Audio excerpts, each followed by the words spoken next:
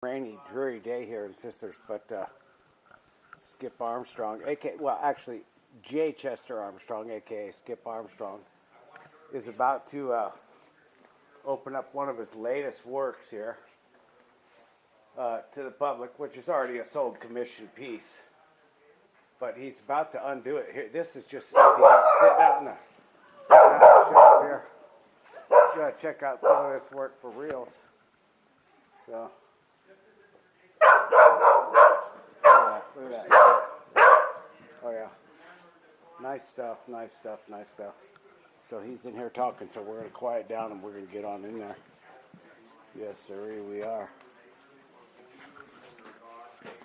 That's honest. That's just awesome. Look at this guy. Oh yeah, sweet. Bloody sacrilegious things. They sacrificed a lot of blood to make sure that their gods were taken care of. And one thing I would like to say is, though we see it today as a very, negative thing, the sacrificialness of it, they themselves saw blood as the highest gift they could give to their gods. And they felt that their gods had sacrificed themselves to become the sun and the moon. And thank God for science, is all I got to say.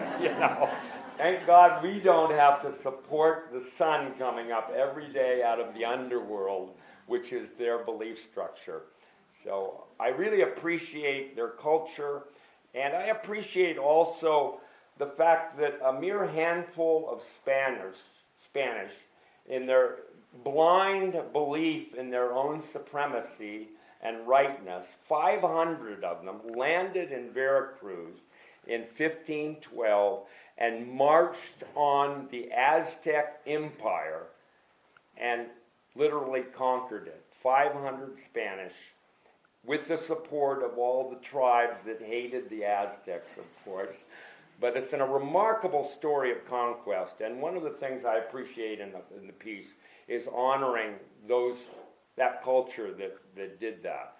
Good or bad, I'm not making moral judgment here. It's just what happened, and this is the story. This is an imaginative storyboard.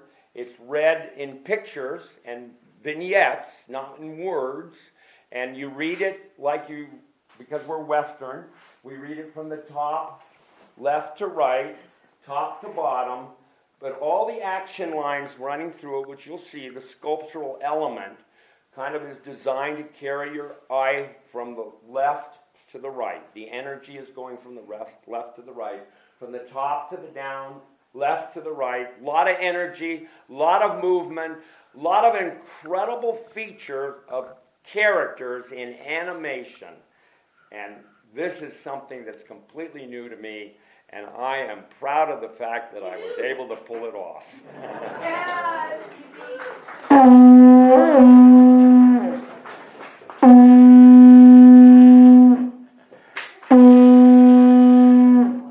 Let's have an unveiling.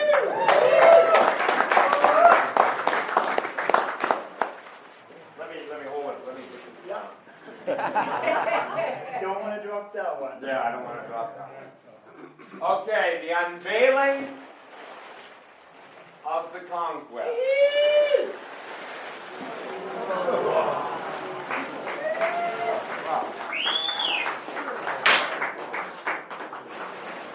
Now, I know that's a lot to take in, isn't it?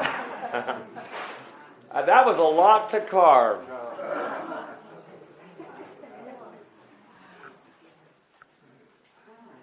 But don't panic. I'm going to go through it with you because why not? You're here, and we're having a moment of it. But that is Oregon alder stained down to make it a kind of almost a walnut color, kind of a red-brown. Do you like the color? Yeah. I mean, the original color of the wood would be the top of the mountains and pretty much the sun. So you can see how much I've darkened it to get that, dark story carried through. Is it intentional that it's lighter at the top and darker at the bottom? What's that? Is it intentional that it's lighter above and darker? Yes, absolutely, because that's a great question. The Mayan Aztec world was divided into 3 different zones. There was the upper world where the gods hung out, and the sun is part of their main god structure. And the mountains were god-based, you know. That's Popocatépetl right outside of Mexico City, which was spewing smoke and ash all through that time period. So they saw that as a god that they needed to placate and sacrifice. So the gods on the upper world, the middle world is pretty much where the shit show happened. You know, we're all part of that. But in addition, they believed strongly, their methodology was strongly connected to the underworld. You've all heard of the Day of the Dead, and the whole festivities of that is part of the Latin culture. And so down here, you can see this line, this diagonal line going across the piece.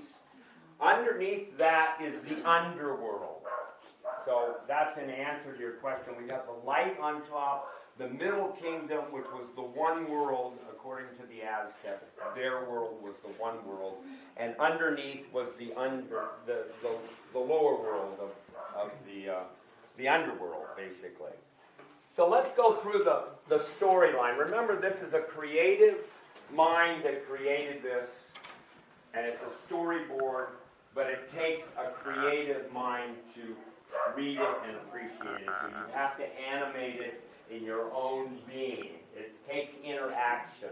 It's not just going to show you itself just by, a quick glance. You've got to really kind of work through the story. And I'm going to take you through it. And let's start up on the left, upper left, because that's how we read, right? And that's the beginning of this particular storyline. What you have is the ships coming in, and there's Cortes. You see Cortes in his hat with his sword. And what did he bring? He brought the horse and spears and cannons. He brought technology that the locals didn't have, and that was the key factor in what came about. But Cortes initially landed in these great white cloud ships that were carried by the wind, right? It just so happened in the mythology of the Aztec Mayan people, Quetzalcoatl, which is one of their main gods, is the god of the wind. And so Quetzalcoatl, which is considered the feathered serpent, you see the feathered serpent running through all the panels on the bottom, starts here, and he's circling around. I mean, it's part of the unifying factor of the piece. But that represents the feathered serpent, which is the god of wind and nature for the Mayan Aztec world.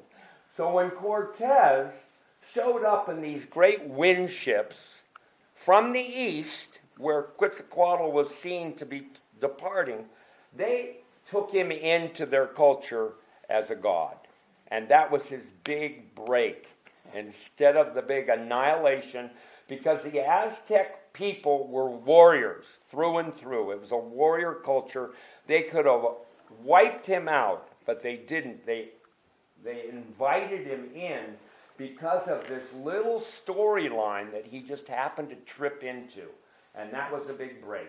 But so Cortes is there, and what did he bring? He brought the church. You see the little cross there off in the distance? But he didn't come to an empty country. He came to a populated, sophisticated culture that was ongoing for thousands of years, that had its own history and methodology and gods. And so I'm trying to represent that it wasn't an empty world he came to. There was people in it. And I got the Mayan, village scene there, and that's a temple that actually exists in Belize, because my client is from Belize.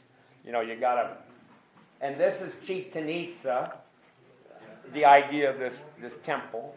And part of the culture is represented here because they sacrificed to the gods of, the sun god was a big god. So that's the Mayan sun god looking out over the whole cultural and people, and they're sacrificing up there. The hearts and the blood, they say, just flowed down the pyramids. And you see the little skulls down below there. Just these little vignettes are part of the storyline that I'm telling. But Cortes came basically looking for gold, and he wasn't going to be dissuaded in any other way. In fact, Montezuma sent him gifts of gold as a placation so he would go away, and instead it just intrigued him all the more. If they said, if there's this much now, there must be more later. So he was committed to the path of conquest. So I'm very proud of this. You got to remember, this is all carved in. This is a carving. You take away. So when you see these conquistadors coming through the rye, basically, raising havoc as they go, you feel the energy of the piece getting started, don't you? But the anatomy to pull off the horse and rider, all, basically balanced and intact together, that's a monument in wood. You are not going to see that too many places in the world, and I'm damn proud of that. You should be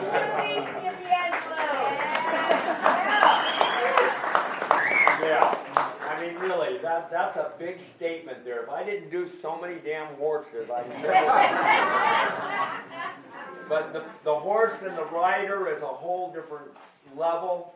The piece is incredible. If you really look into it and really see what's going on, it's beyond incredible. It's literally impossible. But we made the possible real, and that's what art's all about. And that's why you're here today. I want to show you how the impossible became possible. Yeah. So here we are. The conquistadors are gathering momentum. The momentum is sweeping across the page, which is sweeping across Mesoamerica, headed towards Tenochtitlan, which is the one world city of the Aztecs, and it's become Mexico City. It is Mexico City, but that's where they were headed. But a short aside, because we're not quite done with this, we have the Underworld. And in the mythology of the Mayan Aztec people, the Underworld was not a place to be feared. Everybody went there. They knew it was part of their life experience, and they felt they were going to just hang out forever in the Underworld and be happy. So there's things going on in the Underworld. This is Death on his throne, right? With his death mask. This is a traditional imagery, by the way. I took these right out of the Mayan Aztec, worldview. One of the things about the Mayan culture, which I really appreciate, so much of the culture is preserved today through the carving. The artisans is what created our knowledge of the people. So I am just giving back to them a little bit of what they gave to us. And this is an image that came right out of one of their codas, one of their relief carvings on the temples. So there's Death on his throne, and part of the symbolism of the Underworld is the owl. Why the owl? Because it's the night bird. And the snake, because he crawls out of the hole in the ground. And the jaguar, because he's black with white stripes, white dots. And that was blackness, and the white was the stars at night. So the jaguar was a big factor. So, and this is a little motif of the, Mayan world. So I tried to tie symbolism in wherever I could. But again, and as you progress across here, this is a guy holding a torch to show the Underworld is a place of darkness. And you can see the darkness is down in this zone. But they're having a good time. There's some happiness.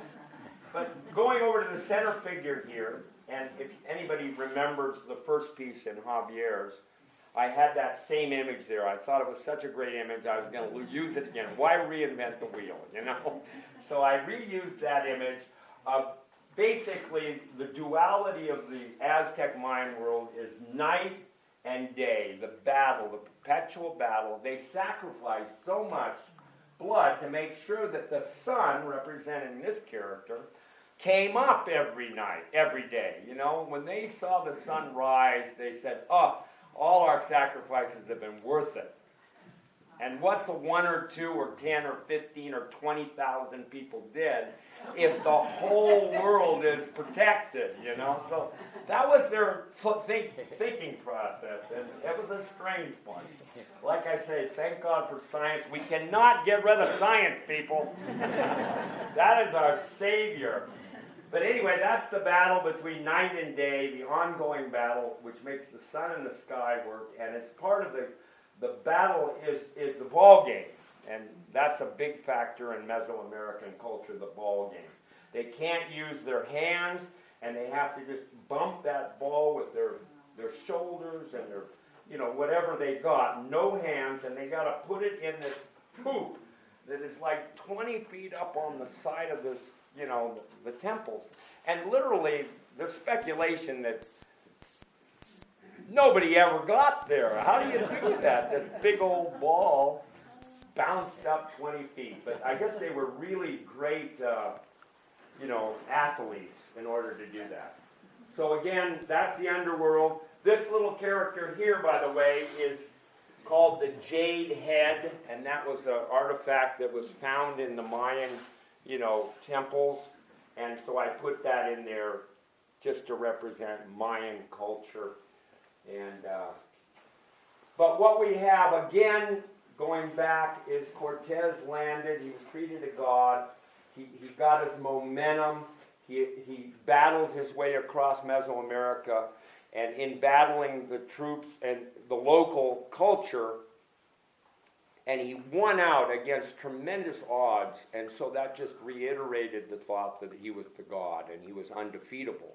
So the locals who hated the Aztecs anyway joined him. So it wasn't just 500 Spanish heading off into the deal. But what I want to represent here is technology. The technology of the horse, steel, and, you know, gunpowder against rocks, spears, and, you know, obsidian knives. It was an imbalance, basically, that created the story that unfolded. So those are the things that I've just tried to capture. I wanted to make sure everybody knew that it was a warrior culture that they were moving into. They weren't averse to, you know, fighting. Their culture was all about fighting. So I've got that little vignette representing the locals fighting their way and being defeated by the Spaniards. But anyway, as the movement goes across the page, the horse energy here, by the way, these 4 horses represent the client's 4 brothers. So, you know, there's personal story going there. But again, the horse momentum is carrying the eye across the page. This is a great feature of the art, that the energy of one panel is literally projecting outside the page. You know, I love that quality of this piece, that it's not contained in the box, but it's really moving across the page. And so this horse is connecting us to the next sequence, and this horse ties into these horses, and this becomes the battle for Mexico City.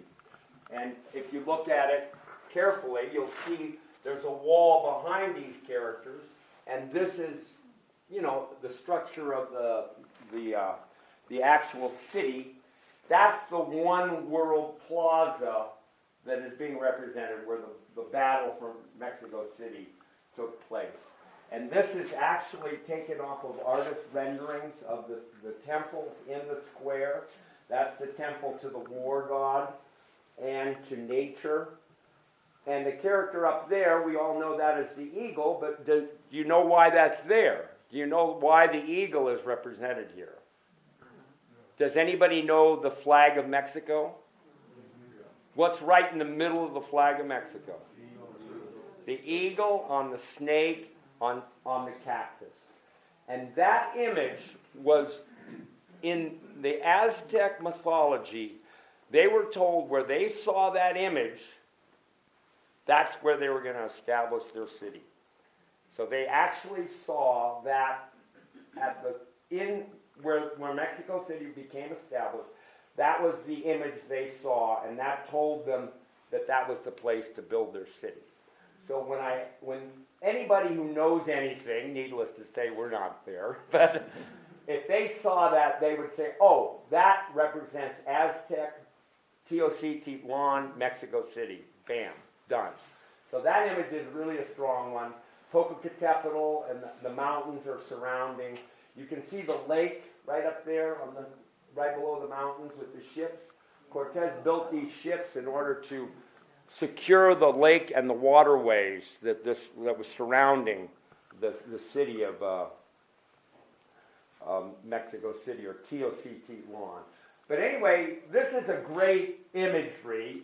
It's chaotic as hell, I will say that. There's no central pattern, direction. Like, this thing has great direction. But I just wanted to create a swirl of energy here. It was a fight of valor, individual valor.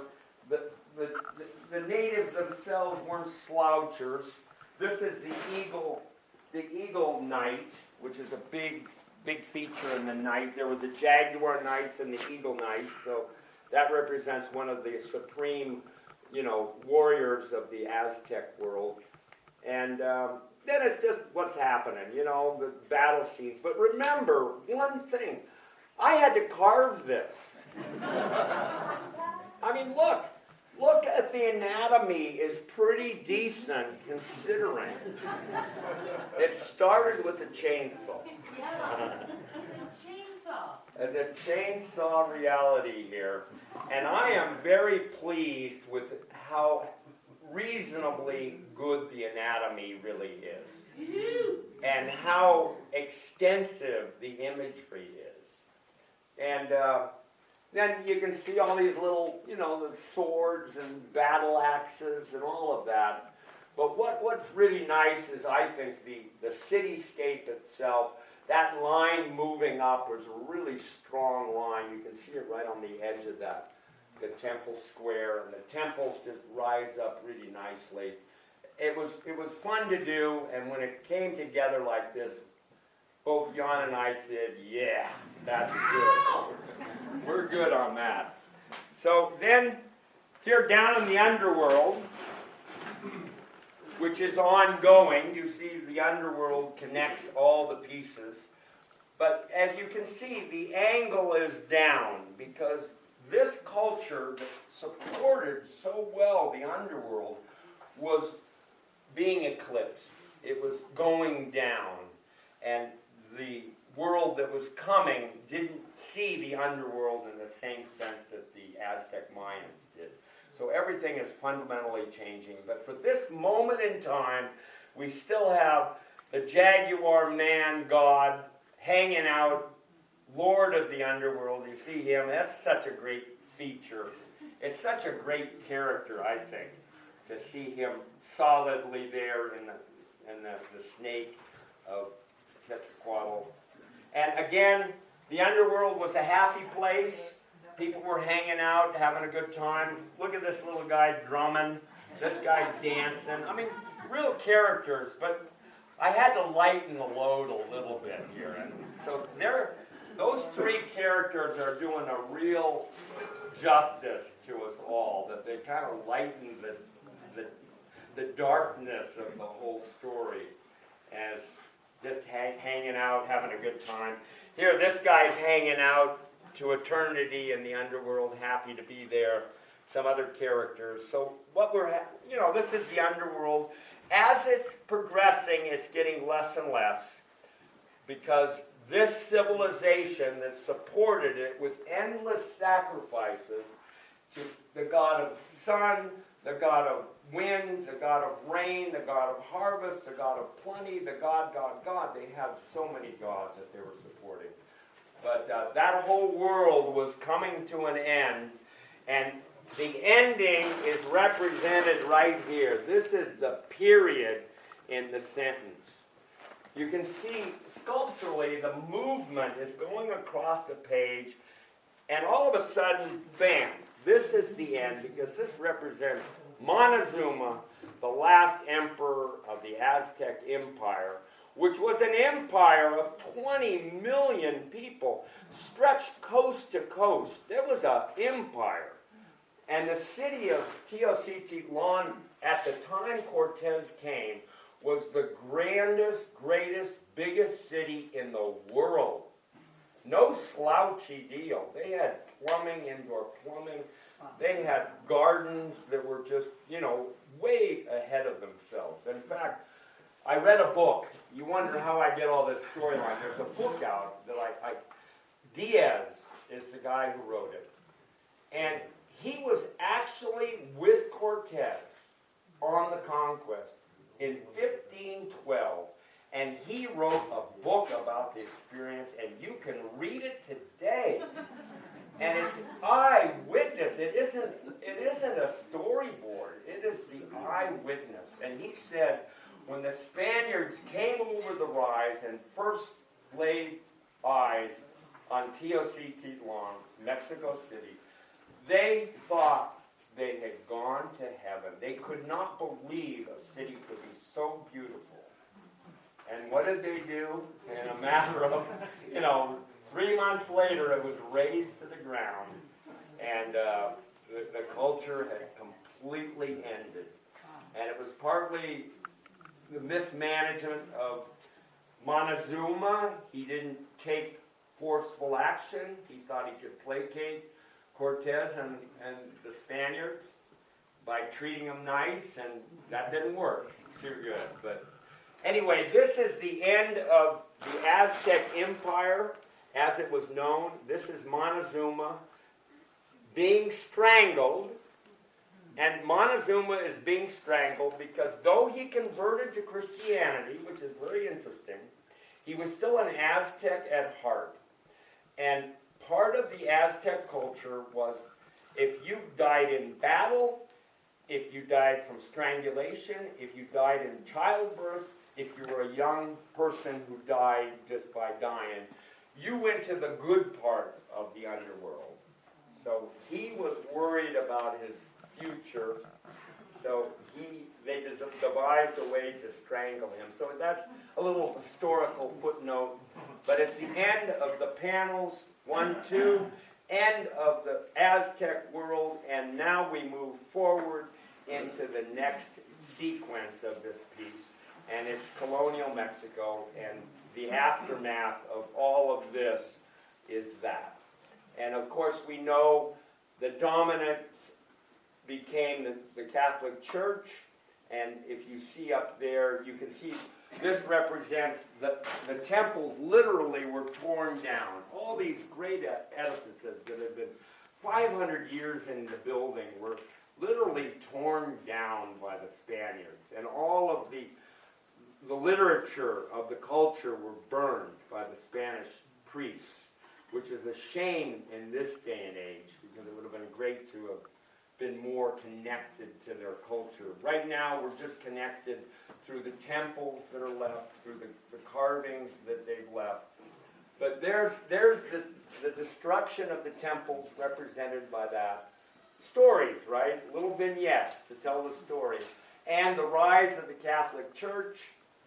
And right there we have Guadalupe, the patron saint of Mexico, eclipsing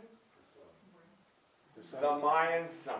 And that represents one civilization overshadowing and obliterating the other. But I wanted to make sure that the sun was still in the modern world, because underneath there's blood of the Aztecs still running in the veins of Mexico. And I wanted to make sure that that was still represented. But again, the Spaniards came bringing Christianity and an unbelievable appetite for gold.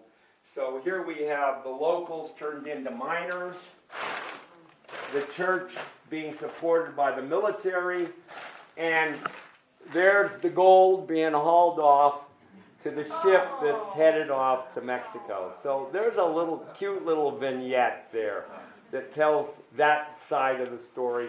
And it's a great it's great symmetry to see the ships coming and the ships going. That's a balance, that's a balance in the art of rendering it. But as you go down the page, the mural, well, this one is hard to read because that story is complete. That's one story. This is another story. This little sequence here is another story where the church with the military is subjecting and subduing the natives. It wasn't a benevolent, oh, we love you now. It was basically on the power of the military that they ran out. And the Jesuit priests were really nasty people, and they did not tolerate any, variations in the theme. So here's the long arm of the church, and there's waving, the Christian cross. So that little story is going on, and again, supported by the military. Remember, this is carved. It's pretty cool if you look at that and see, yeah, that's the military, I can see the story unfolding. And so there's that little vignette there that's read that way. This little vignette represents the artifacts that will always still be in Mexico, no matter what culture is running the show. The old Aztec, Mayan, that cultural reference is still found in the temples and the remains. So I got that little character in there to represent that. So as we progress across this bottom section, we have, as you see, the underworld is getting squeezed more and more because the underworld now in the Christian modality is not a fun place to be. That's hell overseen by the devil, and there's the devil's, little deal. And if you can see here, these aren't happy characters dancing and playing in the drums. They're contorted, tortured souls. So I'm representing, a Christian version of the underworld that has become what it is today. No place you want to hang out if you can avoid it.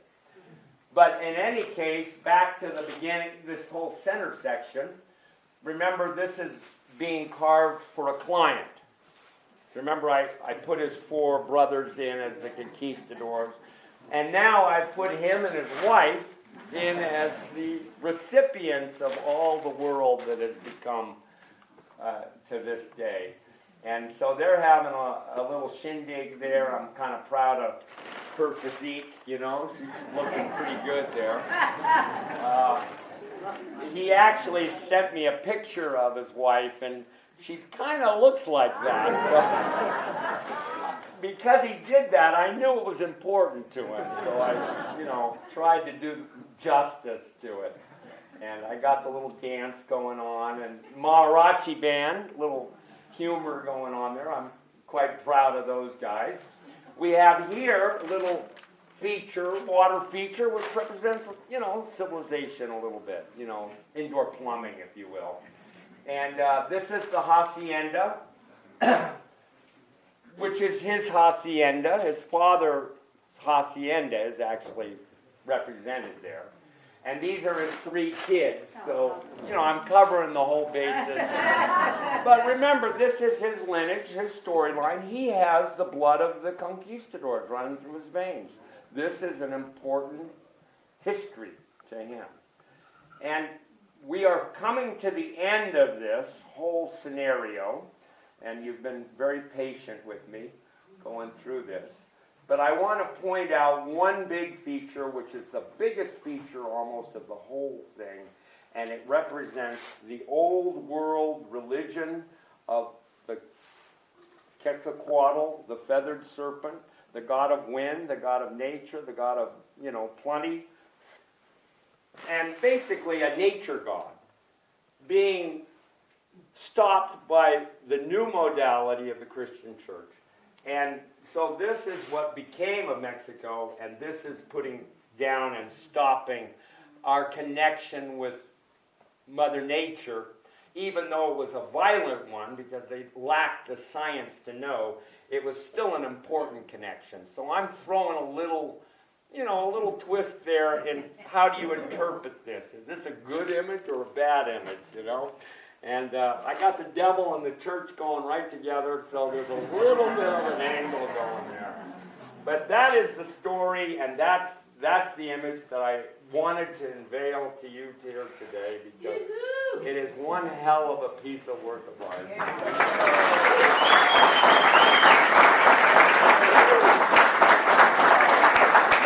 And one other thing, just as a little humor, the other day my wife got this kit, and you spit into it and you get your DNA, ancestry.